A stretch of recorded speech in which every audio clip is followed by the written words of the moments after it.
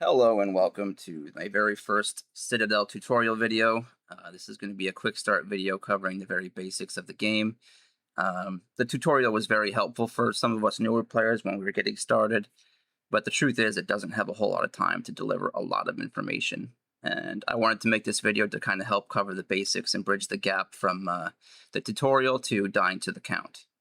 As you well know, that's probably the first hour of the game. So let's get started. Starting with the Overworld tab, it's going to bring up the entire universe map, including the station that you are currently docked at. It will let you know with this little anchor. You're going to find the different routes you can take to other city-states, as well as what modifiers they have. You're also going to see the paths that you need to take to get to each individual city-state. Now, this is the current state of the game. Some of these things are likely to change as the game progresses, but the basic idea of it is going to stay the same. The important parts of this menu are going to be these numbers here. These are the build rating requirements for that particular breach. Now, to enter that breach, you're going to need a ship that's between 0 and 7K, at least for Pilgrim's Gate number 2. If we look at Crusader's Passage down here, that's 0 to 4.6K. Now, this is an effective method to stop griefing from higher builded players, as well as allowing you to min-max your ships for certain boss encounters or maybe even PvP. The further you go along, you're going to find higher level breaches, and of course, the build rating goes up. I didn't roll a tier 5 on this particular menu, but Nest Sanctum will do that, and I believe, if I recall correctly, that will go up to a 30k build rating. And what exactly is a build rating? Well, we'll hop into that when we get into the stash and fitting tabs here in just a second. Moving right along, we find ourselves in the stash and the fitting tabs. These two go hand in hand, so we're just going to go ahead and cover them at the same time. Bridging from the Overworld explanation, we were talking about ship build ratings, and that's exactly what you're going to find in the upper right when you open your fitting page. You're going to see this number here, and your gear is exactly what dictates this number. So as you're going to see, I'm going to take gear off, and that build rating is going to go down. Also worth mentioning that anything in your cargo hold before the raid, or the breach rather, will contribute at 25% of its BR value. So if you're hauling something to another city-state, just be aware that this actually is contributing to your BR just at a lower rate than what it would be if you were having it equipped on your ship. What also affects your build rating is going to be the affinity that you choose. All affinities affect BR equally. It's just the amount of points that you have invested at the time. You don't have to pick an affinity right away, and you don't have to spend points right away. I think that's important to know, because if you don't want your BR to go up, you can simply hold on to these points until later on. You can freely browse here. Don't worry about clicking one and committing to something you're not ready to commit to. You're going to see what they offer as far as skill points. You're going to see per point here values, as well as what you unlock as you invest further points into it. Freely browse, decide what you like, and move on from there. Moving on to my favorite pastime, which is staring at my ship in the hangar and fitting it with different combinations of modules. We're going to look at which modules can go where and what these grid slots actually mean. First off, we're going to start with the basics, which is a core slot. A core slot, you'll see, is just an empty gray square. It doesn't have anything inside of it where you're going to be seeing these triangles, these circles down here, or the diamond that our battery turrets are going to be occupying. A core slot can be occupied by conduits or any item that does not require a specific slot. So no subsystems, no batteries, and no propulsion. What's helpful about this menu is if you hover over the specific slot, your storage is going to light up with the items that are capable of going there. We see on the left that these items are lighting up. Conduits can go anywhere on your ship, and that includes core items as well. Now we can cover up different core subsystem slots, but we cannot put subsystem slots elsewhere. So the requirement is simple. If it does not have a shape on it, if it is a core item, it can go anywhere. If it is a propulsion with a circle in the upper right here, you'll see it has to go to a circle slot. If it's a triangle, it is considered a subsystem, and it must touch the subsystem in some way. It does not matter in what way, as long as it fits on your ship and it is covering at least one subsystem slot, it will accept it. Same goes for batteries with the diamonds. It does not matter If you have a port on one of these, you can rotate freely as long as you're covering up one of the battery slots. Part 2, of course, is always how do conduits work? And they need to be specific items that these will work for. Now, if you hover over the conduit, of course, it tells you what it is. We have drone conduits, shield conduits, utility, turret, and so on. Now, the items we currently have is a Culminars build, and it's mainly armor, but you can also see what you need by highlighting the item. So we're going to see, of course, the named item, Culminars Aegis. Look below it, it is Regalia, which is a named set. It's standard quality, and the third word is what we're looking for here, and that says armor. So now if we put a shield conduit here, we're not going to get the benefit of it. You're going to hover over the conduit, you're going to see the output is 50%, and it shows 0 connections with the yellow text here. This is where we need an armor conduit, because that is the type of gear that we're looking at here. So if we move our armor conduit here, we're going to see both items turn yellow, and the conduit output is now at 100% of the stats it is supposed to give. Well, we're seeing 5% armor hit points, and of course we're adding mass as well because that armor is being added. What's cool to do is set up your ship in a way where you can actually increase this conduit output. Of course, we have only 4 potential slots for this conduit to be attached to, so the maximum is going to be 200%. But looking down here, we can drop it here. We have armor on the right side, we have armor on the left side, and 2 open ports. And now we're at 150%, and our conduit just got better. That's something to look for when you're fitting your ship. But one important thing to notice here, with Regalia sets, the items need to be touching each other. You're going to see a little green line here to get the set bonuses you get from them, all the way up to 4. And there's a little bit of a bug here because it's showing that we have all 4, but we don't have the 4th linked. Why is that? Because right now, a conduit does not count as linking this 4th piece. So we can drop this conduit out, we move this guy in, and now you're going to see we have our full set bonus. Whether that changes in the future, we'll see, but just keep in mind when working with Regalia, conduits do not count as an actual attachment for that Regalia set.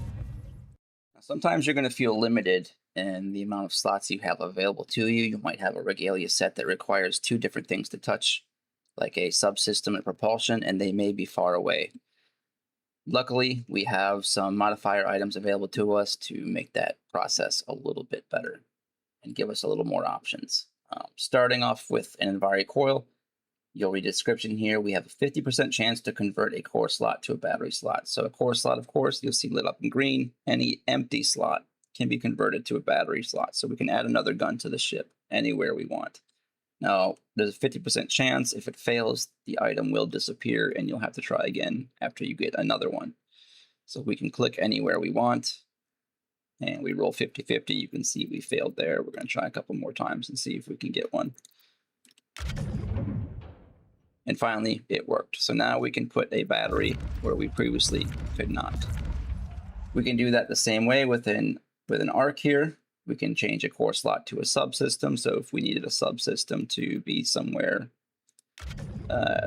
different, it doesn't have to be for a Regalia set. It can just be for whatever your preference is. If you want to load up on 6 cruise missiles, more power to you.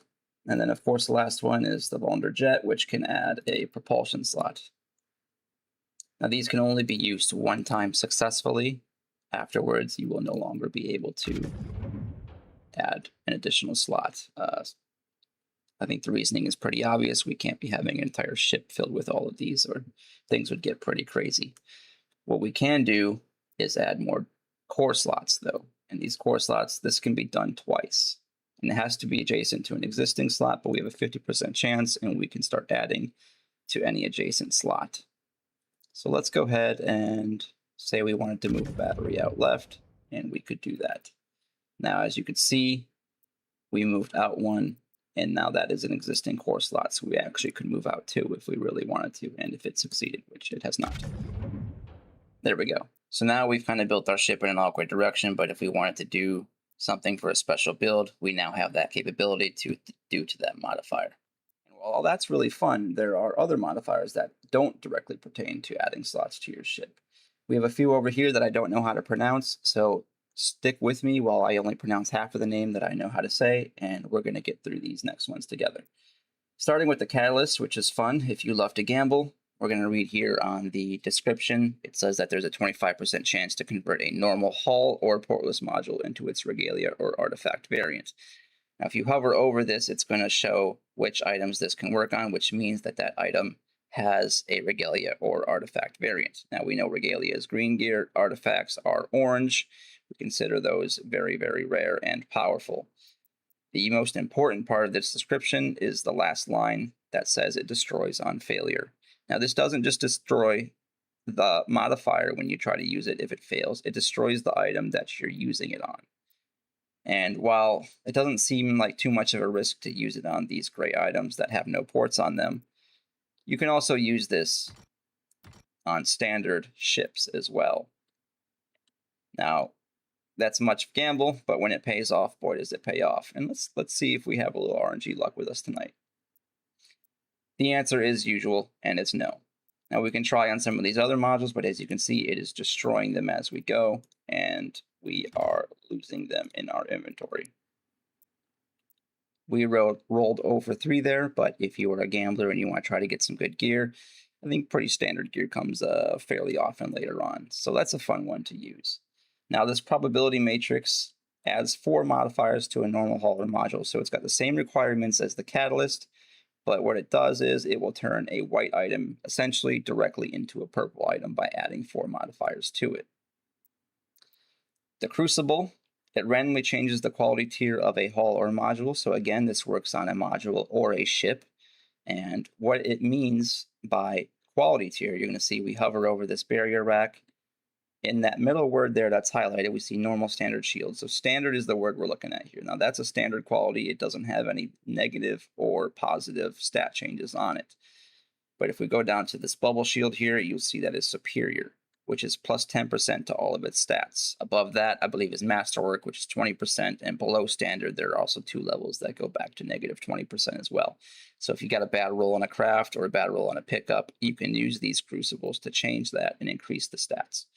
This is very, very important for ships. It's very helpful, but it also will boost the build rating very, very much. Moving on to the Janus Graft, of course, we can add a port to a portless module.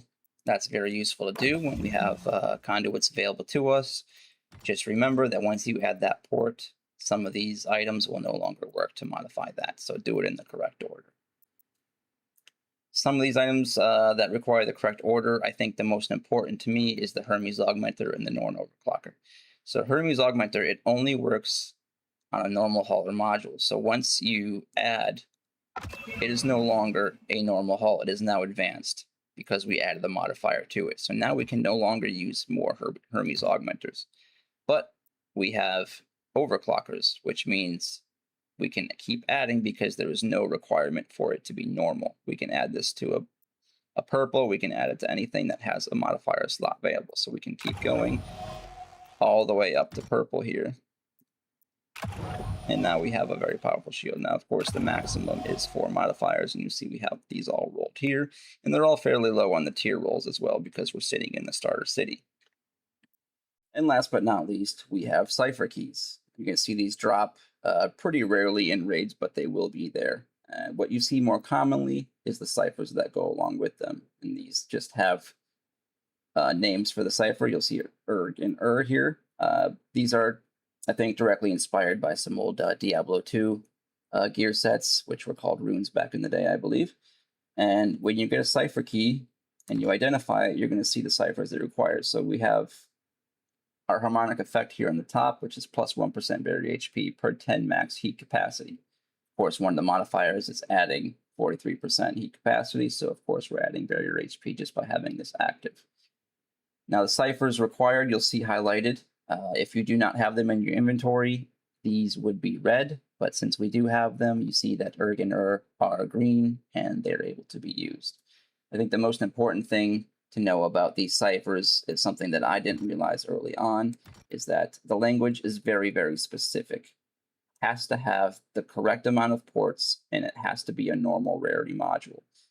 So we cannot attach both of these ciphers to this purple shield and activate the cipher key. These will attach if you would like them to, but you cannot use the cipher key on anything but a standard. module because it would be too OP.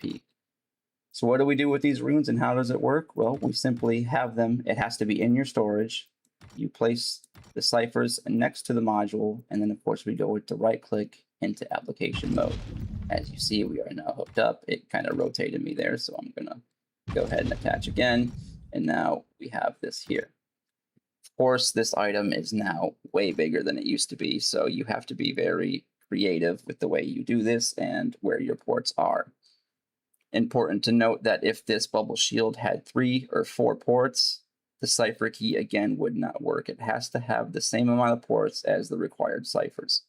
But now that we have a 2-port bubble shield and the ciphers attached, we can now right click and apply it to our bubble shield. So not only do we get more modifiers, but now we have activated the special ability and we can put it onto our ship, assuming it fits. And as you can see, the ciphers become part of the item. So now, technically, our bubble shield is not on our subsystem slot, but the cipher is, so we are allowed to place it here. Well, now that we're hitting the 15-minute mark, this is probably a good point to stop the video. We've covered a lot of the basics as far as ship fitting, which honestly is a big portion of the game. In future videos, we can cover combat and movement as well as enemy behavior. But for now, I think we can leave it here and leave the rest for Discord questions. If you did stick around, thank you for watching. And if you need any further clarifications, don't hesitate to reach out to the team or I in Discord, and we'd be more than happy to help understand anything else with the game. Thanks so much, and I hope to see you out there.